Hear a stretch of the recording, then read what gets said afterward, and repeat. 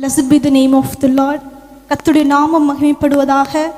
Greetings to you all in the name of the Lord Jesus Christ. இயேசு கிறிஸ்துவின் நாமத்தினாலே இங்கே வந்திருக்கிற ஒவ்வொருவரையும் வாழ்த்தி வரவேற்கிறேன். ஆமென். சந்தோஷமா இருக்கீங்களா? மகிழ்ச்சியா இருக்கீங்களா? ஒரு மணி நேரம் நல்ல கவனிங்க. ஆண்டவர் நிச்சயமாக உங்களுடைய வாழ்க்கையில பெரிய காரியங்களை செய்வாராக. சங்கீதம் 118 நாம் பார்க்கிறோம். This is the day that the Lord has made. இந்த நாள் இது கர்த்தர் உண்டு பண்ணின நாள். ஆமென். This is the day that the Lord has made. நம்ம பைபிள்ல இருக்கிற ஒவ்வொரு வார்த்தையுமே நம்ம சும்மா ஒரு ஜஸ்ட் ஒரு வேர்டா நம்ம பார்க்கணும், ஒரு வார்த்தையை பார்க்கணும். மற்ற சப்ஜெக்ட் மாதிரி நம்ம பார்க்கக்கூடாது, உள்ளத்துல எடுத்து நம்ம பார்க்கணும். இது கர்த்தர் உண்டு பண்ணின நாள். நம்ம காலையில் எந்திரிக்கிறோம், வேலைகளுக்கு போகிறோம், நைட்டு படுக்கிறோம். ஆமீன். அடுத்த நாள் வருது அப்படின்னு நம்ம நினைக்கக்கூடாது. ஆண்டவர் உண்டு பண்ணியிருக்கிறார். ஒவ்வொரு நாளுமே 365 நாட்களுமே ஒவ்வொரு நாள் வரும்பொழுதெல்லாம் ஆண்டவர் சிருஷ்டித்திருக்கிறார். ஆமீன். படைத்திருக்கிறார். எதற்காக? நம் ஆண்டவரை மகிமைப்படுத்தும்படிக்காக. அதுலேயும் ஸ்பெஷலாக இந்த நாள் ஆண்டவரை துதிக்கும்படியாக என்ன பண்ணியிருக்காரு? ஆயத்தப்படுத்தியிருக்கிறார். அப்போ நம்ம எப்படி இருக்கணும்? சந்தோஷமாக இருக்கணும். ஆமீன். This is the day that the Lord has made. We will rejoice and be glad in it. Amen. நம்ம என்ன பண்ணோம்? ஆண்டவரை புகழ்ந்து பாடுவதில் இந்த நாளில் நம்ம உற்சாகமாக இருக்கணும். எத்தனை பேர் சந்தோஷமாக இருக்கீங்க? ஒருத்தர் பார்த்து கேளுங்க, சந்தோஷமாக இருக்கீங்களான்னு கேளுங்க. ஆமென். மகிழ்ச்சியாக இருக்கீங்களா? சந்தோஷமாக இருக்கீங்களா? ஓகே. இந்த வார்த்தைகள் நான் மிகவும் ஆசையாக விருப்பமாக ஒருவரை குறித்து நான் தியானிக்கும்படியாக நான் எப்போ ப்ரிப்பேர் பண்ணும்போது 3-4 பேர் ப்ரிப்பேர் பண்ணுவோம். பேசுகிறது ஒருத்தராக இருக்கும். அதனால் இந்த தடவை ஒருத்தரை மட்டுமே நம்ம பேசலான்னு சொல்லி நான் கர்த்தருடைய சமூகத்தில் உட்கார்ந்து நேரங்களை செலவிட்டு கர்த்தர் எனக்கு சொன்ன காரியங்களை உங்கள் முன்பதாக நான் கொண்டு வந்திருக்கிறேன். நிச்சயமாக ஆண்டவர் பெரிய காரியங்களை செய்வாராக. எனக்காக ஒரு வசனத்தை வாசியுங்க. ரோமர் 8ஆம் அதிகாரம் 29ஆம் வசனத்தின் கடைசி 4 வரிகளை மட்டும் வாசியுங்கள். Chapter 8 verse 29. தேவன் எவர்களை முன்குறித்தாரோ அவர்களை தம்முடைய குமாரனுடைய சாயலுக்கு ஒப்பாய் இருப்பதற்கு முன்குறித்திருக்கிறார். கண்களை மூடி தலைகளை தாழ்த்தி கர்த்தருடைய சமூகத்தை நோக்கி பார்ப்போம்.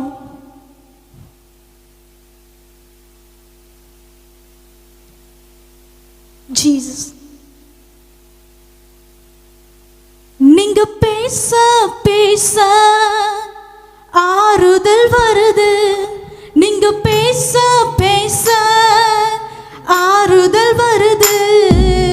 உடைந்த உள்ளம் சந்தோஷத்தால் ஆடி பாடுது. தளம்புகளால் காயமெல்லாம் ஆறி போகுது. உடைந்த உள்ளம் சந்தோஷத்தால் ஆடி பாடுது. தளம்புகளால் காயமெல்லாம் ஆறி போகுது. பொன்னான நேரம், நீ பேசும் நேரம், இன்பமான நேரம், உம்மில் உறவாடும் நேரம், பொன்னான நேரம். அன்பின் பரலோக பிதாவே, நீங்க பேசுங்கப்பா, நாங்க கேட்கிறோம். We are ready to hear your voice, Lord. நீர் பெரியவர் தகப்பனே, உள்ளந்திரியங்களை ஆராய்ந்து அறிந்தவராய் இருக்கிறீரப்பா. நீர் எங்களோடு கூட பேசுங்க. உம்முடைய வார்த்தைக்கு செவிசாய்க்க எங்களுடைய உள்ளங்களை இன்றைக்கு நாங்கள் திறந்து தருகிறோம். நீங்க பெருகணும், நான் சிறுகணும். அன்பின் நல்ல பிதாவே, ஆமேன் ஆமேன் ஆமேன். ஒரு விஷயம் வாசியுங்கள். தேவன் எவர்களை முன்குறித்தார், தேவன் எவர்களை முன் அறிந்தாரோ அவர்களை தமது குமாரனுடைய சாயலுக்கு, அவர்களை தம்முடைய குமாரனுடைய சாயலுக்கு ஒப்பாய் இருப்பதற்காக முன்குறித்திருக்கிறார். ஆமென். ஃபர்ஸ்ட் ஆண்டவர் செய்கிற காரியம் முன் அறிந்திருக்கிறார். உங்களையும் என்னையும் ஆண்டவர் முன் அறிந்திருக்கிறார்.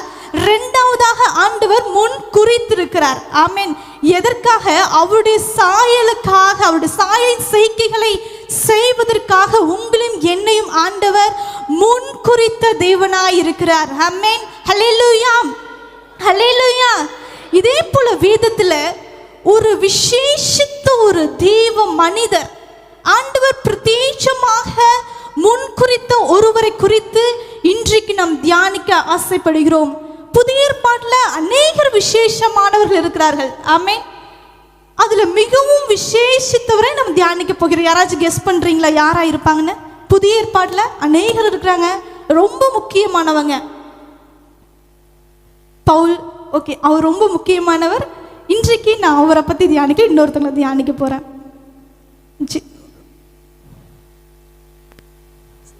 புதிய ஏற்பாட்டில் ரொம்ப ரொம்ப முக்கியமானவங்க, சீக்கிரம் கண்டுபிடிச்சிடலாம், எல்லாருக்கும் தெரிஞ்சதுதான். நான் டேடிட்டு இந்த கொஸ்டின் கேட்டேன், எடுத்தோடனே சொல்லிட்டாங்க. அதனால பரவாயில்ல, இந்த கொஸ்டின் உங்கள்கிட்ட கேட்கலான்னு நினைச்சேன். ஏன்னா அப்போ முக்கியமானவர் தான் அப்படின்னு நானும் ஒரு ஃபிக்ஸ் பண்ணேன். யோவான் ஸ்நானகன், அவங்களுக்கு ஒரு கிளாப் பண்ணுங்க. John the Baptist. இன்றைக்கு நம்ம யாரை குறித்து பார்க்க போறோம் அப்படின்னா யோவான் ஸ்நானகன். அவருடைய உண்மையான பெயர் யோவான். ஆமென். இந்த ஸ்நானகன் எப்படி வந்துச்சுன்னு உங்களுக்கு அப்புறம் நான் சொல்றேன். யோவான் ஸ்நானகனை குறித்து, ஜான் த பேப்டிஸ்ட், அவர் மிகவும் விசேஷித்தவர். எப்படி ஆண்டவராக இயேசு கிறிஸ்து விசேஷித்தவராய் பிறக்கப்பட்டாரோ அதே போல இவரும் விசேஷமாக பிறக்கப்பட்டவர் ஒருவர் தான் ஜான் த பேப்டிஸ்ட். புதிய ஏற்பாட்டில் இவருடைய செயல் மிகவும் முக்கியத்துவம் வாய்ந்ததாக இருக்கிறது. ஆமென். நீங்க எந்த ஒரு சுவிசேஷம் எடுத்து நீங்க பார்த்தீங்கன்னாலும் சரி, மத்தேயு, மார்க், லூக்கா, யோவான் எல்லாத்துலேயுமே ஸ்டார்டிங்ல இவரை நம்ம பார்க்க முடியும். யோவான் ஸ்நானகன் மத்தேயு 3ஆம் அதிகாரத்திலையும், மார்க் 1ஆம் அதிகாரத்தில் நம்ம பார்க்கலாம், லூக்கா 1ஆம் அதிகாரத்தில் பார்க்கலாம், லூக்கா 3ஆம் அதிகாரத்தில் பார்க்கலாம், யோவான் 1ஆம் அதிகாரத்தில் பார்க்கலாம், 4ஆம் அதிகாரத்தில் பார்க்கலாம். இது மாதிரி யோவான் ஸ்நானகனை நம்ம சுவிசேஷத்தை புஸ்தகம் திருப்பும் பொழுதே முதலாவது வர்றது யார் அப்படின்னா யோவான் ஸ்நானகன். அவரை குறித்து தான் இன்றைக்கு கொஞ்சம் டீப்பா, கொஞ்சம் அவரை குறித்து வேதம் என்ன சொல்லுகிறது என்பதை குறித்து நான் உங்கள் முன்பதாக தியானிக்க நான் மிகவும் ஆசையாக இருக்கிறேன். ஆமென். எடுத்துக்கொள்வோம். லூக்கா 1ஆம் அதிகாரம்.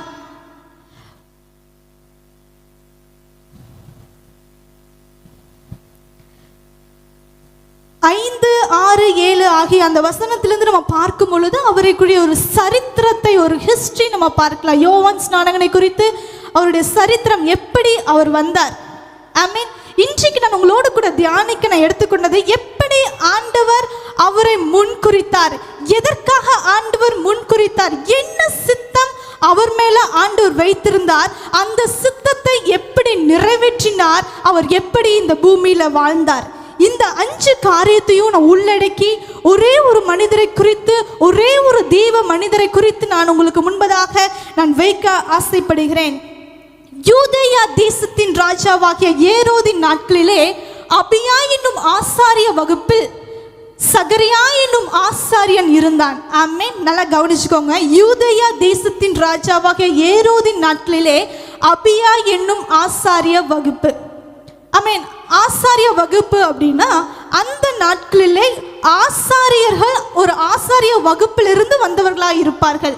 மொத்தம் எத்தனை ஆசாரிய வகுப்பு அப்படின்னா 24 டிவிஷன்ஸ். நல்லா கவனிச்சுக்கோங்க. 24 ஆசாரிய வகுப்புகள் இருக்கிறது. அதை நான் உங்களுக்கு வசனத்தின் மூலமாக நான் காட்ட ஆசைப்படுகிறேன். 24 ஆசாரிய வகுப்புலையும் ஒவ்வொரு ஆசாரிய, ஒவ்வொரு டிவிஷன்லையும் அநேக ஆசாரியர்கள் இருப்பாங்க. பிரீஸ்ட், போதிக்கிறவங்க, அநேக ஆசாரியர்கள் இருப்பாங்க. வேதத்தை திருப்பிக் கொள்ளுங்கள். நாளாகமும்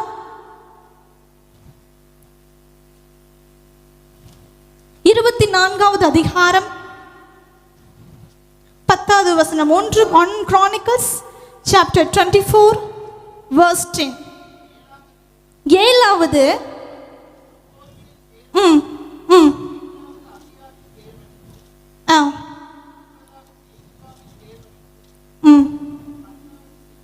ஓகே, போதும். இந்த 7வது வசனத்திலிருந்து 18வது வசனம் வரைக்கும் நீங்க பார்த்தீங்கன்னா அந்த பேர் வழி இருக்கு. நான் சொன்னல 24 டிவிஷன்ஸ் அப்படின்னு நான் சொன்னேன்ல, அந்த டிவிஷன் நம்ம பார்க்க முடியும். நான் சொன்ன அபியா என்னும் ஆசாரிய வகுப்புல வந்தவர் தான் சகரியா என்னும் ஆசாரியன் அப்படின்னு நான் சொன்னேன்ல, அதுதான் 10வது வசனத்துல வாசிக்கிறோம். 8வது அபியாவின் பேர் வழிக்கும் ஆமென். அந்த அபியா தான் அங்கே சொல்லப்பட்ட அபியா, இங்கே சொல்லப்பட்ட அந்த அபியா என்ற ஆசாரிய வகுப்பு தான் நான் சொன்ன அந்த லூக்கா 1ஆம் அதிகாரத்தில் சொன்ன ஒரு காரியமாக இருக்கிறது. அந்த இடத்துல நீங்கள் படித்து பார்க்கும்போது தெரியும், மொத்தம் 24 டிவிஷன் சொல்லியிருப்பாங்க, அந்த பேர் வழிகள் வந்திருக்கும். அப்படிப்பட்ட அந்த 8வது பேர் வழியில் வந்தவர் தான் யார் அப்படின்னா சகரியா என்னும் ஆசாரியராக இருக்கிறார். வாசியுங்கள் 6வது வசனம். அவர்கள் இருவரும் கத்தரிட்ட சகல கற்பனைகளின் படியையும் நியமங்கள் படியையும் குற்றமற்றவர்களை நடந்து, எஸ், இந்த சகரியா எலிசபெத், இந்த சில இடத்துல வந்து தமிழ் பைபிளுக்கும் இங்கிலீஷ் பைபிளுக்கும் நிறைய டிஃப்ரென்ஸ் இருக்கும். என்னன்னா சில வார்த்தைகள் வந்து மொழிபெயர்க்கப்பட்டதுனால சரியாக மொழிபெயர்த்திருக்க மாட்டாங்க. நம்ம மேலுள்ள வசனத்திலே வாசிக்கிறோம், ஆரோனுடைய குமார்த்தியில் ஒருத்தி, அவள் பேர் எலிசபெத். அவங்க வந்து ஆரோனுடைய குமார்த்தி இல்லை, ஆரோனுடைய டிசண்டன்ஸ், சந்ததியில் வரவங்க தான் யார் அப்படின்னா இந்த எலிசபெத். ஓகே, இந்த சகரியா எலிசபெத் 2 பேருமே யார் அப்படின்னா ஆசாரிய குடும்பத்தை சார்ந்தவர்கள். கர்த்தருக்கு முன்பாக கர்த்தருடைய ஊழியத்தை செய்கிற ஒரு குடும்பம் தான் சகரியா எலிசபெத். அவர்கள் எப்படி வாழ்ந்திருக்காங்கன்னா, கர்த்தரிட்ட சகல கற்பனைகளின் படியையும் நியமங்களின் படியையும் குற்றமற்றவர்களாய் நடந்து கர்த்தருக்கு முன்பாக நீதி உள்ளவர்களாக இருந்திருக்கிறாங்க. ஒரு நீதி உள்ள ஒரு வாழ்க்கை வாழ்ந்த குடும்பம் தான் இந்த சகரியா எலிசபெத். ஆமென். இது நீங்க பார்க்கும்போது தெரியும், நிறைய பேர்த்த பத்தி நிறைய சர்டிபிகேட்ஸ் கொடுக்குறாங்க.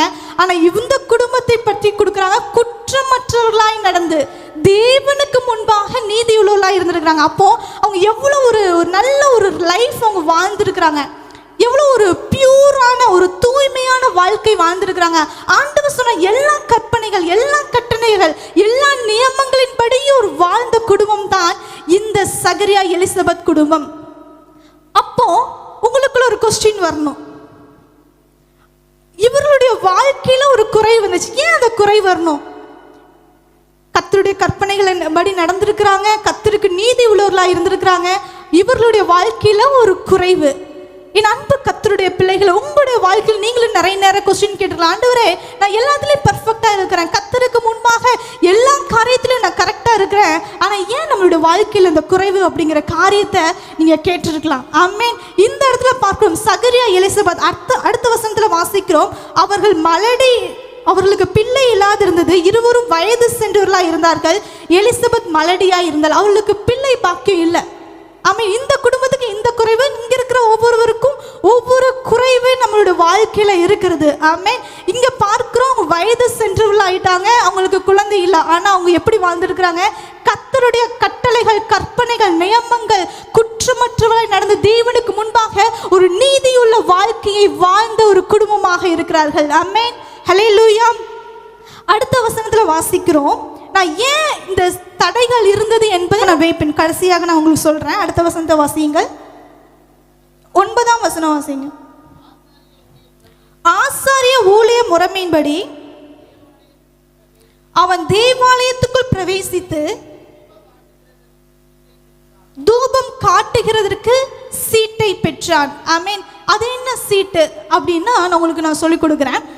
இந்த காரியங்கள் உங்களுக்கு தெரிஞ்சிருக்கணும் என்பதற்காக நான் உங்களுக்கு சொல்கிறேன். இந்த இடத்துல நம்ம பார்க்கிறோம், தூபம் காட்டுகிற வேளையிலே ஆசாரிய ஊழிய முறைமையின்படி அவன் தேவாலயத்துக்குள் பிரவேசித்து தூபம் காட்டுவதற்கு சீட்டை பெற்றான். ஆமென். நான் ஃபர்ஸ்டே உங்களுக்கு சொல்லிட்டேன், அபியா ஆசாரிய வகுப்பில் வந்தவங்க, ஒரு ஆசாரியன்.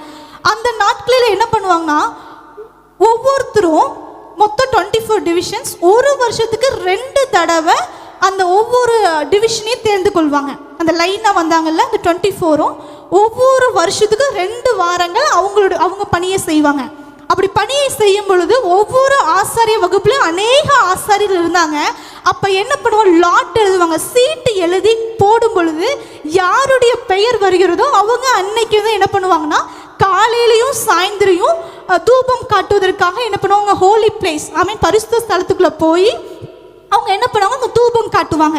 அப்படி ஒரு நாள், ஆமென், அப்படி ஒரு நாள் யாருக்கு இந்த வாய்ப்பு கிடைச்சிச்சுன்னா, இந்த சகரியா என்கிற குடும்பத்திற்கு வாய்ப்பு கிடைத்தது. ஆமென், ஹல்லேலூயா. பிரசங்கி 3ஆம் அதிகாரம் 11வது வசனத்துல வாசிக்கிறோம், அவர் சகலத்தையும் அதினதின் காலத்தில் நேர்த்தியாய் செய்திருக்கிறார். ஆமென். செய்வார் அல்ல, செய்திருக்கிறார். உங்களுக்கும் எனக்கும் தேவனுடைய சித்தம் நீங்க எப்படி இருக்கணும், எப்படிப்பட்ட ஆசீர்வாதத்தை பெற்றுக்கொள்ளணும்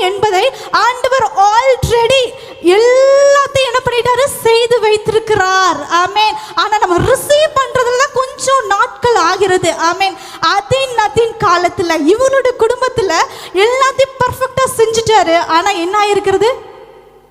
குறைவு அவங்களுடைய வாழ்க்கையில் இருக்கிறது. அந்த நேரம் தான் இந்த தூபம் காட்டுகிற இந்த நேரமாக சகரியா குடும்பத்திற்கு அமைந்தது. ஹல்லேலூயா. அந்த நேரம் உங்களுக்கு இந்த நேரமாக இருக்கிறது. உங்களுடைய வாழ்க்கையில் இருக்கிற குறைவுகளை மாற்றுகிற ஒரு நல்ல நேரமாக ஆண்டவர் இந்த நேரத்தை ஆண்டவர் வைத்திருக்கிறார். ஹல்லேலூயா, ஹல்லேலூயா. இங்க வாசிக்கிறோம், அப்படி காலையிலும் சாயந்தரம் தூபம் காட்டும்படியாக சீட்டை யார் பெற்று நிறைய வருஷம் இத்தனை தேவனுடைய சமூகத்துல அடிக்கடி வருஷம் 2 வாரம் அப்படின்னா நிறைய தடவை வந்திருக்கும். ஆனா அப்பையெல்லாம் ஆண்டவர் ஆசீர்வதிக்கல, அப்பையெல்லாம் அந்த குறைவை மாற்றல. ஆண்டவர் இந்த நேரம் அந்த ஏசப்பா எப்போ தெரிந்து கொண்டாரோ அந்த நேரம் வரைக்கும் நம்ம என்ன பண்ணணும்? காத்திருக்கணும். ஆமென். நீங்க இந்த இடத்துல வாசிக்கும் பொழுது 20வது வசனத்துல வாசிக்கிறோம், தகுந்த காலத்தில் கேப்ரியல். இந்த வார்த்தை சொன்னது யார் அப்படின்னா கேப்ரியல்.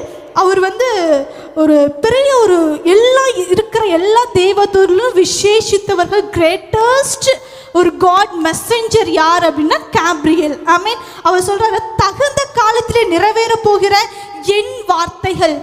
ஆமென். ஒவ்வொன்றுக்கும் ஆண்டவர் தகுந்த காலத்தை ஆண்டவர் வைத்திருக்கார். இப்ப இருக்கிற சூழ்நிலை நம்ம பார்க்க கூடாது, இப்ப இருக்கிற காரியத்தை நம்ம பார்க்க கூடாது. ஒண்ணு நான் சொல்றேன், இப்ப இருக்கிற சூழ்நிலையும் பார்க்க கூடாது, இப்ப இருக்கிறது போதும்னு நம்ம நினைக்க கூடாது. ஆமென். ஆண்டவர் உயர்த்துவார். நிறைய நேரத்துல நம்மளுக்கு உணவு கிடைச்சிச்சு, ஒரு வீடு கிடைச்சு, ஒரு காரு இது மாதிரி கிடைச்சாவே நம்ம சில பேர் சாட்டிஸ்ஃபை ஆகிற லைஃப் ஓகே ஃபுல்ஃபில் ஆயிடுச்சு அப்படின்னு நினைப்பாங்க. நோ, நம்ம ஆண்டோடைய சந்ததியாக இருக்கிறோம், ராஜாவுடைய பிள்ளைகளாக இருக்கும் பொழுது அநேக ஆசீர்வாதத்தை நம்ம சுதந்திரித்து கொள்வதற்கு நம்ம என்ன பண்ணணும்? பிரயாசப்படணும். வாக்குத்தத்தமானது உங்களுக்கும் உங்கள் பிள்ளைகளுக்கும் கர்த்தராக இயேசு கிறிஸ்து வரவழைக்கும் தூரத்தில் யாவருக்கும் சமயமா இருக்கிறது, யாவருக்கும் உண்டாயிருக்கிறது என்று நம்ம வாசிக்கிறோம். ஆமென். இந்த இடத்துல பார்க்கிறோம், தகுந்த காலத்திலே நிறைவேற போகிற வார்த்தைகள். ஆமென். உங்களுடைய வாழ்க்கையிலும் தகுந்த காலம் என்று ஆண்டவர் வைத்திருக்கிறார். அதுக்கு முன்னாடி நம்ம என்னதான் முட்டி மோதினாலும் கிடைக்காது. தகுந்த காலத்துக்கு அப்புறம் நம்ம வெயிட் பண்ணாலும் நமக்குன்னு வச்சது ஆண்டவர் நிச்சயமா செய்வார். சிஸ்டர் வசந்தி சிஸ்டருக்குன்னு ஆண்டவர் வச்சதை நிச்சயமாக நீங்க பெற்றுக்கொள்ள முடியும். ஆமென். இந்த அடுத்த வசனத்தை வாசியுங்கள். சாரி, 11-12 வாசியுங்கள். அப்பொழுது கர்த்தருடைய தூதன் ஒருவன் தூப பீடத்தின் வலது பக்கத்திலே நின்று அவனுக்கு தரிசனமானான். சகரியாவே அவனை கண்டு கலங்கி பயமடைந்தான். தூதன் அவனை நோக்கி, சகரியாவே பயப்படாதே, உன் வேண்டுதல் கேட்கப்பட்டது.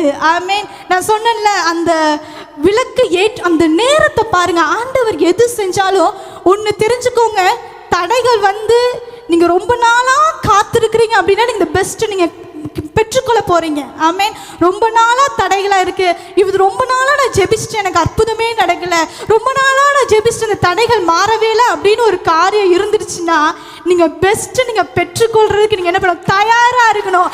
அந்த பெஸ்ட் எப்படி இருக்குன்னா எக்ஸ்ட்ராடினரியா இருக்கும், ஒரு சாதாரணமா இருக்காது, எக்ஸ்ட்ராடினரியா இருக்கும் அந்த பெஸ்ட். ஆமென். இந்த இடத்துல பார்க்கிறோம், எத்தனை நாளுக்கு ஜெபிச்சுருவாங்க நினைச்சு பாருங்க. ஒரு ஆசாரிய குடும்பம் கர்த்தருக்கு முன்பாக நீதி உள்ளவர்களா இருக்கிறாங்க, எவ்வளவு வயது சென்றவர்களாயிட்டாங்க, இனி அவங்களுக்கு சான்ஸே இல்லை, எல்லாம் முடிஞ்சிருச்சு. அப்படிங்கிற நேரத்துல அந்த விளக்கு ஏற்றும் பொழுது, தூப பீடத்துல விளக்கு ஏற்றும் பொழுது அந்த சிச்சுவேஷன் நினைச்சு பாருங்க எப்படி இருக்கும். அந்த நேரத்துல என்ன பண்ணுவாங்கன்னா, மேல வசந்தத்துல இருக்கும், ஜனங்கள் எல்லாரும் வெளியே நின்று ஜெபம் பண்ணி கொண்டு இருப்பாங்க.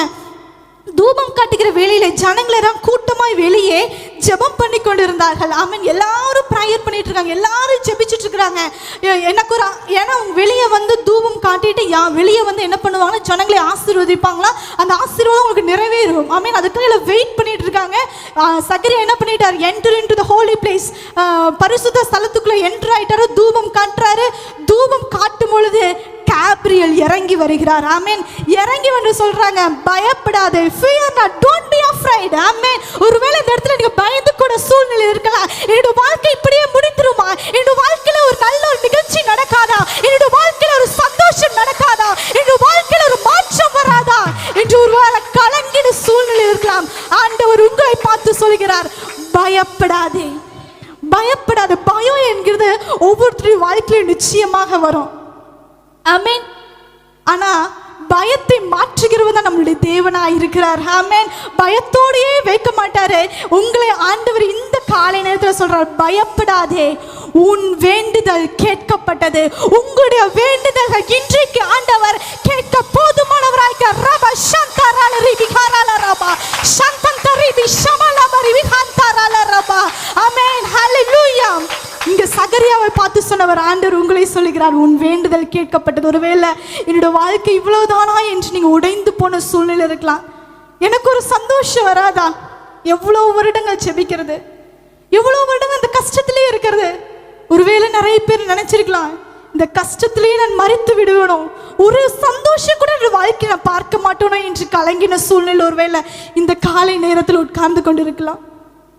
பலவீனங்கள் வரும் பொழுது அவ்வளவுதானா என்னோட வாழ்க்கை, என்னோட பிள்ளைகளை இப்படி நான் தனிமையாய் விட்டுருவேனோ, என்னோட பிள்ளைகளுக்கு ஒரு நல்ல நிகழ்ச்சி நடக்காதா, எவ்வளவு வருடங்கள் நான் காத்திருக்கிறது, மற்றவங்க நான் என்ன சொல்லுவேன், ஒரு ஆசீர்வாதம் இருக்காதா என்று ஒருவேளை இந்த காலை நேரத்தில் உட்கார்ந்து கொண்டிருக்கலாம்.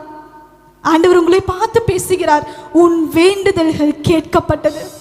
விசுவாசம் உள்ளவளாய் இருங்க. நிச்சயமாக ஆண்டவர் இன்றைக்கு உங்களை பார்த்து உங்களுடைய இருதயத்தில் ஆண்டவர் பேசிக்கொண்டிருக்கிறார். ஹல்லேலூயா. ஆண்டவர் பெரிய காரியங்களை செய்வார். அந்த சகரியாவிக்குள்ள பார்த்து ஆண்டவர் சொல்றார், அந்த இடத்துல இறங்கி காபிரியல் தூதன் வந்து சொல்கிறார், உன் வேண்டுதல்கள் கேட்கப்பட்டது. உங்களுடைய வேண்டுதலையும் ஆண்டவர் கேட்கிறவராயிருக்கிறார். நீதிமொழிகள் 13ஆம் அதிகாரம் 12வது வசனத்தில் வாசிக்கிறோம், நெடுநாளாய் காத்திருத்தல் இருதயத்தை இளைக்க பண்ணும், விரும்பினது வரும்பொழுதோ அது ஜீவ விருட்சம் போல் இருக்கும். நெடுநாளாய் காத்திருத்தல் இருதயத்தை, இவங்களுக்கும் அதே தான், நெடுநாளாக காத்திருக்கிறாங்க, நடக்கல. ஆனால் ஜீவ விருட்சத்திற்கு அவர்கள் என்ன பண்ணாங்க, காத்திருந்தாங்க. இங்க இருக்கிறவங்க நீங்களும் கூட நெடுநாளாய் நெடுநாட்களாய் அல்ல நெடு வருடங்களாய் காத்திருக்கிறவர்களாய் நீங்க இருக்கலாம். சோர்ந்து போகாதீங்க. ஜீவ விருட்சத்தை உங்களுக்காக ஆண்டவர் வைத்திருக்கிறார். ஜீவ விருட்சத்தை ஆண்டவர் வைத்திருக்கிறார். ஆமென். நீங்க இந்த சகரியாவை போல ஆண்டவருடைய எல்லா கட்டளைகள் கற்பனைகளை நீங்கள் கை கொள்ளும் பொழுது ஆண்டவர் பெரிய காரியங்களை செய்வார். ஆமென். அந்த தூதன் சொல்கிறார், உன் மனைவியாக எலிசபெத் உனக்கு ஒரு குமாரனை பெறுவான், அவனுக்கு யோவான் என்று பெயரிடுவாயாக. ஆமென். அவர் தான் யாருன்னா, நான் இப்போ சொன்னேன்ல, அது விசேஷித்த மனிதர் அப்படின்னு. அவர் தான் யோவான் ஸ்நானகன். கொடுத்ததே கொடுத்தாரு, பெஸ்ட்டாக கொடுத்தாரு. நான் தான் சொன்னேன்ல, நீங்கள் ரொம்ப நாளாக நீங்கள் வெயிட் பண்ணிட்டீங்கன்னா அந்த பெஸ்ட் உங்களுக்காக இருக்கிறது என்பதை எந்த விதமான சந்தேகமும் அல்ல. ஆமென். எந்த விதமான மாற்றமும் அல்ல. அவர் மாற்றக்கூடியவர். அவர் God is change everything. ஆமென். அவர் எல்லாவற்றையும் மாற்றுகிற தேவனாய் இருக்கிறார். ஆமென். மனிதர்களால மாற்ற முடியாது, உறவினர்களால் மாற்ற முடியாது, மற்ற யாருனாலேயும் மாற்ற முடியாது, நம்முடைய தேவனால மாற்ற முடியும். ஆமென். அவர் தான் யார் அப்படின்னா யோவான். யோவான் இப்போ நான் மெசேஜ்குள்ள வந்துட்டேன். இது இன்ட்ரோ நம்ம பார்த்தோம். சகரியா எலிசபெத் அவங்களோட வாழ்க்கையில் இருந்த காரியத்தை நம்ம பார்த்தோம். அந்த யோவான் எப்படிப்பட்டவர்? நம்பர் 1, தாயின் வயிற்றிலே பரிசுத்த ஆவியினால் நிரப்பப்பட்டவர் யோவான். ஆமென். 15ஆம் வசனத்தை வாசியுங்கள். அவன் கர்த்தருக்கு முன்பாக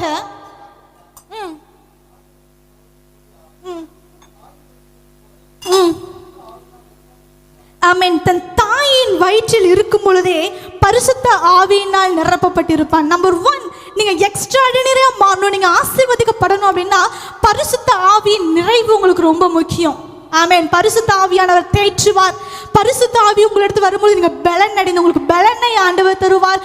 பரிசுத்த ஆவியான உங்களுக்கு வரும் பொழுது நீங்கள் ஆண்டவர் என்ன கண்டித்து உணர்த்து, ஒருவேளை நீங்க ட்ராக் மாறினாலும் ஆண்டவர் கண்டித்து உணர்த்துவார். இப்படிப்பட்ட பரிசுத்த ஆவியின் நிறைவு உங்களுக்கு மிகவும் அவசியமாக இருக்கிறது. ஆமென். ஹல்லேலூயா. அந்த யோவானை பார்த்து பல வருடங்களுக்கு முன்பதாக ஒரு வாக்குத்தத்தம் வந்தது. வாசியுங்கள். ஏசாயா 40ஆம் அதிகாரம் 3வது வசனம். ஏசாயா 40:3. கர்த்தருக்கு வழியை ஆயத்தப்படுத்துங்கள், அவாந்திர வெளியிலே. S, beautiful verse. தீர்க்கதரிசில ஏசாயா தீர்க்கதரிசி மிகவும் விசேஷித்தவர். அவர் தான் சொல்றார், கர்த்தருக்கு வழியை ஆயத்தப்படுத்துங்கள், அவாந்திர வழியை, நம்முடைய தேவனுக்கு பாதையை செவ்வை பண்ணுங்கள் 5, 6 ஆகிய 3 வசனமே யாரை குறித்து சொல்லப்படுது அப்படின்னா யோவான் ஸ்நானகனை குறித்து சொல்லப்பட்ட ஏசாயா தீர்க்கதரிசி மூலமாக சொல்லப்பட்டது. ஆமென். நல்லா கவனிங்க, ஒரு நிமிஷம் நல்லா கவனிங்க. வேதத்துல தீர்க்கதரிசில 2 விதமாக பிரிப்பார்கள். நம்பர் 1, ஒன்று சிறிய தீர்க்கதரிசி, இன்னொன்று பெரிய தீர்க்கதரிசி. யாரை சிறிய தீர்க்கதரிசி அப்படின்னு சொல்லுவாங்கன்னா, ஒரு தோல் சுருள்ல ஒரு தீர்க்கதரிசனம் எழுதப்பட்டது என்றால் அது சிறிய தீர்க்கதரிசி. ஒரு தோல் சுருளுக்கும் மேலாக தீர்க்க தரிசனங்களை எழுதியிருந்தா வந்து பெரிய தீர்க்கதரிசி. நம்பர் 1. இரண்டாவதாக எபிரேய மொழிகளிலே 44,000 எபிரேய ஆழமான வார்த்தைகள் உண்டு. 44,000 எபிரேய ஆழமான வார்த்தைகள் உண்டு. அந்த வார்த்தைகளை யார் அதிகமாக உபயோகிக்கிறார்களோ அவங்க பெரிய தீர்க்கதரிசி. ஆமென். இந்த ஏசாயா தீர்க்கதரிசியை வந்து என்ன சொல்றாங்க, பெரிய தீர்க்கதரிசி அப்படின்னு சொல்றாங்க. காரணம் என்ன? 1313 1313 இத்தனை எபிரேய ஆழமான வார்த்தைகளை உள்ளடக்கிய ஒரு தீர்க்கதரிசி தான் இந்த ஏசாயா தீர்க்கதரிசி. இவர் சொல்லுகிறார், கர்த்தருக்கு வழியை ஆயத்த பண்ணுங்கள், அவாந்தரங்களில் நம்முடைய தேவனுக்கு பாதையை செவ்வை பண்ணுங்கள் என்றும், பள்ளமெல்லாம் உயர்த்தப்பட்டு சகல மலையும் குன்றும் தாழ்த்தப்பட்டு கோணலானது செவ்வையாகி கரண்ட புரணங்களை சமமாக்கும்படும் என்றும், கர்த்தரின் மகிமை வெளியரங்கமாகும் என்று வனாந்திரத்தில் கூப்பிடுகிற சத்தம் உண்டாயிற்று. ஆமென். இந்த பள்ளங்கள் எல்லாம் உயர்த்தப்படும் அப்படின்னா, பள்ளங்கள் கரடு முரடா இருக்கிறதெல்லாம் வந்து உயர்த்தப்படணும் அப்படின்னா அதுக்கு என்ன ஒரு ரிஃப்ளெக்ஷன் கொடுக்குறாங்க அப்படின்னா, ஒருத்தங்க ரட்சிப்பை, சல்வேஷன், கர்த்தரின் ரட்சிப்பை பெற்றுக்கொள்ளணும். ஆமென். அந்த ஒரு கனெக்ஷன்ஸ் ரொம்ப முக்கியம். கிறிஸ்துவ வாழ்க்கையில ரட்சிப்பு என்பது மிகவும் முக்கியமாயிருந்தது. இதை வந்து யார் சொல்லுவானா, யோவான் ஸ்நானகன் சொல்லுவார் என்று ஏசாயா தீர்க்கதரிசி சொல்லியிருக்கிறார். நம்பர் 2, இரண்டாவதாக சகல மலையும் குன்றும் தாழ்த்தப்பட்டு, மலை குன்று, மவுண்டன்ஸ் அண்ட் ஹில்ஸ் அது வந்து தாழ்த்தப்படணும் அப்படின்னா அதுக்கு என்ன ரிஃப்ளெக்ஷன் தராங்க அப்படின்னா, ஒரு கர்த்தருடைய பிள்ளை ஃபர்ஸ்ட் இந்த காரியம் யூதர்களை பார்த்து பிரத்யேகமாக சொல்லப்பட்டது. யூதர்களுக்கு இருக்கிற ஒரு பெரிய காரியம் என்னன்னா பெருமை, ப்ரைடு ரொம்ப அதிகமாக இருக்கும்.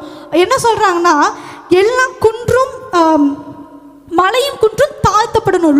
எல்லாம் என்னன்னா, எல்லா குன்றுகள் தாழ்த்தப்படணும்னா ப்ரைடு என்னங்கணும், குறையணும் அப்படின்னு சொல்றாங்க. ஆமென். யூதர்கள் வந்து நாங்கள் தான் விசேஷமானவர்கள் அப்படிங்கிற காரியத்தை அவங்க என்ன பண்ணுவாங்க, அடிக்கடி என்ன பண்ணுவாங்க, சொல்லுகிறவர்கள் மிகவும் ஞானவான்கள், ஆண்டவர் எங்களுக்காக தான் வந்தார்கள் என்று சொல்லுகிறவர்கள். அவர்களை பார்த்து ரெண்டாவதாக யோவான் ஸ்நானகனை குறித்து சொன்னது, எல்லாம் எனக்கு தாழ்மை வேணும் அப்படிங்கிற காரியத்தை, எல்லா பெருமைகளும் குறையணும் அப்படிங்கிறது. நம்பர் 2 என்ன அப்படின்னா, கரடு முரடானங்கள் சமமாகும்.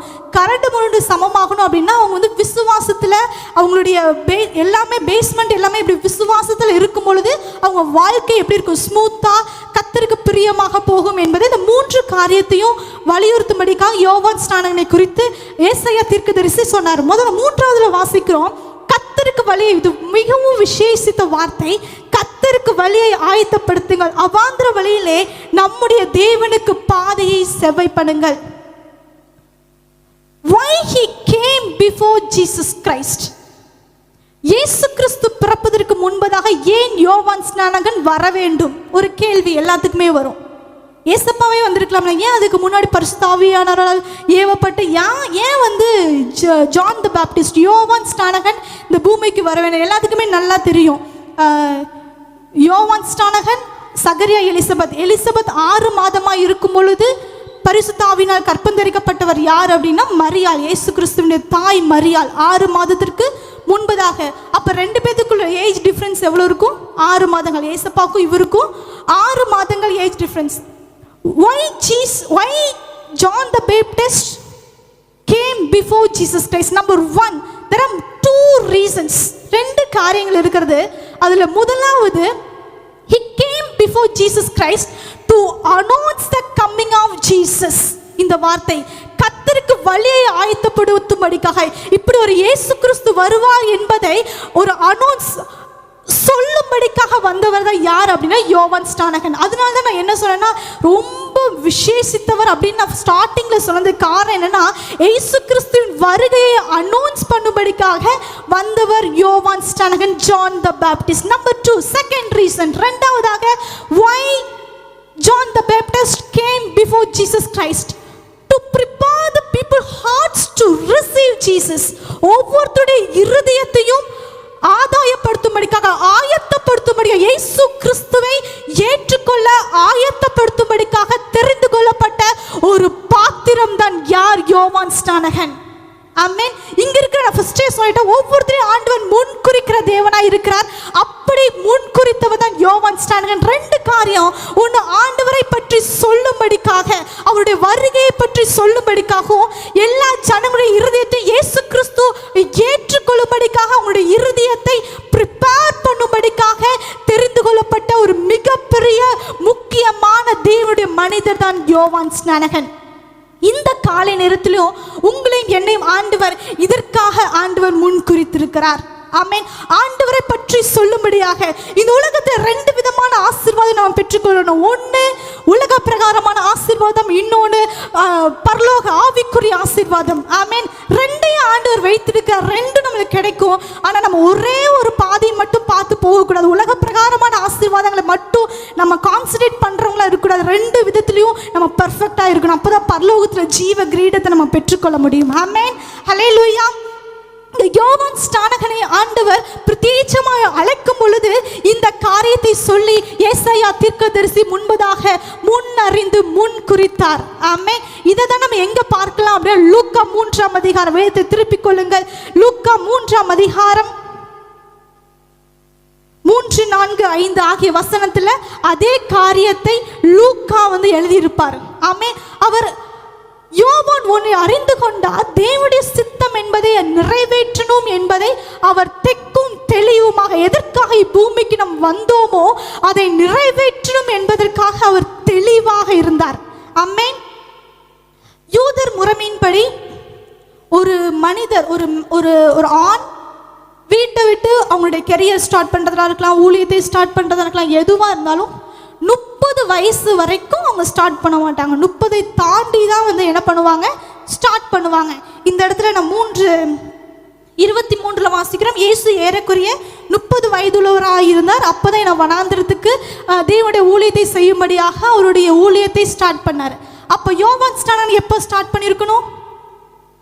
அவரும் 30 வயசுல தான் ஸ்டார்ட் பண்ணியிருக்கணும். ஆமென். ஏன்னா அவர் யூதராக, யோவான் ஸ்நானகன் ஒரு யூதர். ஆமென்.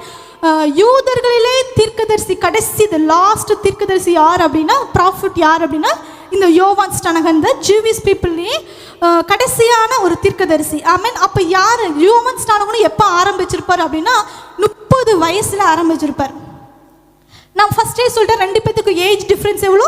6 மாதங்கள். அவருக்கும் இவருக்கும் இருக்கிற மாதங்களோட கணக்கு 6 மாதங்கள். வேத வல்லுநர்கள் சொல்றாங்க, இவர் 2 மாதங்கள் ஏசப்பா ஊழியத்துக்கு வருவதற்கு 2 மாதத்துக்கு முன்பதாக தன்னுடைய ஊழியத்தை ஆரம்பித்ததாக வேத வல்லுநர்கள் சொல்லுகிறார்கள்.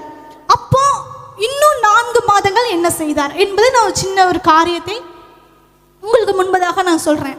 அந்த நாட்களில் எஸ்ஸீன் அப்படின்னு சொல்லுவாங்க. எஸ்ஸீன் அப்படின்னா எபிரேய வார்த்தையில மீனிங் என்னன்னா தூய்மை, பியூரிட்டி, தூய்மை, பரிசுத்தம் அப்படின்னு ஒரு மீனிங். ஓகே, எஸ்ஸின் ஞாபகம் வச்சுக்கோங்க. எஸ்ஸின், இவர் இந்த யோவான் ஸ்நானகன் எஸ்ஸின் கூட்டத்தை சார்ந்தவர். எஸ்ஸின் அப்படிங்கிறது என்ன அப்படின்னா, கும்ரான் அப்படிங்கிற ஒரு பகுதி. அந்த நாட்களிலே தேவாலயமும் கவர்மெண்ட்டும், அங்கிருந்த எம்பரர், அவங்களும் எம்பரரும் இங்கே இருக்கிற அந்த தேவாலயமும் ஜஸ்ட் என்ன பண்ண கனெக்ஷனாக இருந்தாங்க. மந்திரிகள் வருவாங்க, பேசுவாங்க, செவிப்பாங்க, போவாங்க. இந்த ஜெபாலய ஜெருசலேம் ஆலயம் எப்படி இருந்துச்சுன்னா அவங்களுக்கு ஏற்ற மாதிரி ஒத்துழைப்பு கொடுத்துட்டு இருந்தாங்க. அதை வேண்டாம் அப்படின்னு சொல்லி நாங்கள் ஆண்டவருக்கு நம்ம பிரியமாக நடத்தணும் அப்படின்னு சொல்லி சில ஆசாரிகள் என்ன பண்ணுவாங்கன்னா, அந்த காரியம் பிடிக்காம என்ன பண்ணுவாங்கன்னா அந்த தேவாலயத்தை விட்டு வெளியேறுவாங்க. அப்படி வெளியேறி போகிற இடம்தான் கும்ரான் அப்படிங்கிற ஒரு குகை இருக்கிற ஒரு ஏரியா, வனாந்திரமான ஒரு ஏரியா. ஆமென். அப்படி யோவான் ஸ்நானகன் இருந்த இடம்தான் எஸ்ஸின். கும்ரான் என்ற இடத்துல அவர் வாழ்ந்திருப்பார் என்று ஒரு பெரிய சரித்திரம் இருக்கிறது. ஆமென். அங்கே வாழும் பொழுது அந்த எஸ்ஐன்மார் என்ன பண்ணுவாங்க அப்படின்னா யாரிடமும் வெளியே இருக்கிற ஜனங்களோட பேச மாட்டாங்க. அங்கே இருக்கிற அந்த எஸ்என் கூட்டத்தில் இருக்கிற சிலர் ஜனங்கள் இருப்பாங்களா, அவங்கள்ட்ட வந்து தான் பேசுவாங்க. அவங்களே சாப்பிட்டுட்டு அங்கேயே இருப்பாங்க. அது வனாந்திரமான ஒரு இடம், கும்ரான் என்கின்ற ஒரு பகுதி. மீன் அந்த இடத்துலேருந்து எப்பயாவது எஸ்என்மார்கள் ஊருக்குள்ளே போனாங்க அப்படின்னா எல்லாரும் ஆச்சரியமாக பார்ப்பாங்க, எஸ்என்மார்கள் உள்ளே வந்திருக்காங்க. ஏன்னா அவங்க அவ்வளோ பரிசுத்தமானவர்களாம். அப்படி உள்ளே வந்திருக்கிறாங்க அப்படின்னு தெரிஞ்சோன்னே யாருமே எஸ்இன்னும் அவங்கள்ட்ட பேச மாட்டாங்க, எஸ்இன்கிட்டையும் யாரும் பேச, only action, they speak only by action. அவங்களுடைய செயற்கள் மூலமாக மட்டும்தான் என்ன பண்ணுவாங்கன்னா பேசுவாங்களாம். அப்படி ஒரு பியூரான ஒரு பரிசுத்தமானவங்க தான் யார் அப்படின்னா எஸ்இன். ஆமென். இப்படி யோவான் ஸ்நானகன் அந்த நாட்டிலேருந்து 4 மாதங்கள் வாழ்ந்துட்டு இப்போ என்ன பண்ணுறாரு அப்படின்னா தேவனுடைய பணியை செய்யும்படிக்காக ஆரம்பிக்கிறார். ஆமென். அப்போதான் இந்த வார்த்தைகள் வருகிறது. மத்தேயு 3ஆம் அதிகாரம்